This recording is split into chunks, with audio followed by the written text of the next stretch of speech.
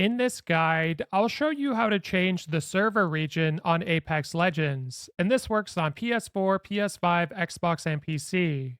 So the first thing you want to do is actually exit out of your game fully.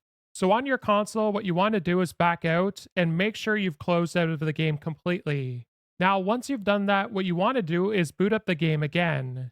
And then when you're getting to this home screen, you want to make sure that you don't skip past it. So wait for this to all play through. And then if you have a look in the bottom left corner, you'll see your current data center as well as what button you have to press in order to open this center up.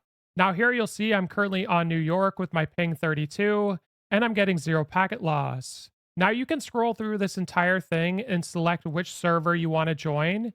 Do bear in mind that by default you're automatically going to be placed in the best one, but if you did want to play on a different server, you can easily select them here.